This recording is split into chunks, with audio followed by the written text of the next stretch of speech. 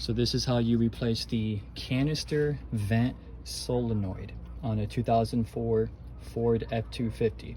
I had the code P0442, and the first option for the most common problem is a gas cap. I tried replacing the gas cap and that did not work. The second most common was this right here, which I'll have a link on where I got it.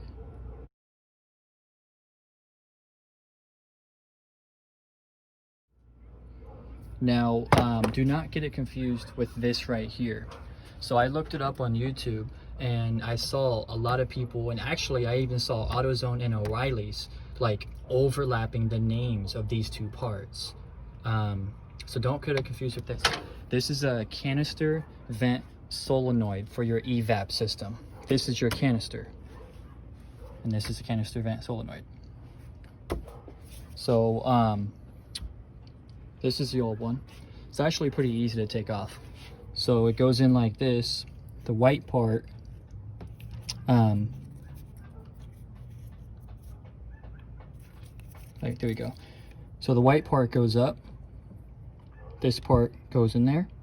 And this just kind of rests. So this part doesn't go in anything. It just rests. So you put it in here. And then, once you got it settled in, this tube, you pop on the top. This part right here was really easy to take off. Literally, all you do is just put your pressure on it like that, pop it off. Super easy. It was kind of hard to get this part off right here. But all I did was literally just wiggle it. Just wiggled it and kept pulling backwards. And once you loosen these two pieces right here, that's what gets it off. So I'm gonna go ahead and put the new one on, which is right here. So there, let's look at the inside. There's the inside. Okay, and you can see the two little slots, and as you can see, it's kind of limited in space too. So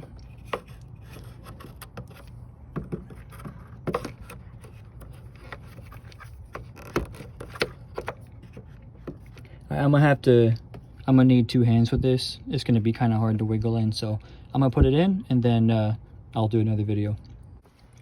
All right, so that part was a lot harder than I expected. That took me a good like 5 minutes. The best way that I could describe getting it in there, because it does not work if you just slide it in there, right? It's not just a in out, because it doesn't get tight. These parts won't lock. So what worked for me is I kind of put it at an angle like this, and you are limited on space because of this, but I put it like an angle like this, and then I kind of just put it in there. And I honestly have no idea why that worked. Maybe because when it goes from the bottom, it somehow latches when you're going in there at an angle. I don't know, but that's what made it work for me. I put it at an angle, and then once I got it into the slot, I started wiggling back and forth, of course clockwise, right, because that's tight. Obviously when I loosened it, it was kind of, you know, counterclockwise, but putting it tight, it was clockwise. And you will know, because once it's tight, you will know. And when it's not in there nice and tight, you're going to be able to just easily take it out. All right, so here's the connector. As you can see, there's the yellow part. So this one's pretty easy, right? You can just kind of line it up and snap it right in.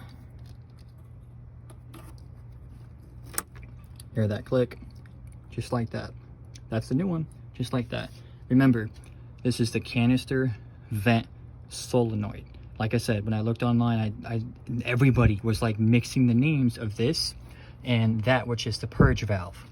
So this is the canister, the vent solenoid, and I would assume, I don't know this for sure, but I would assume that this line, which goes to that line, eventually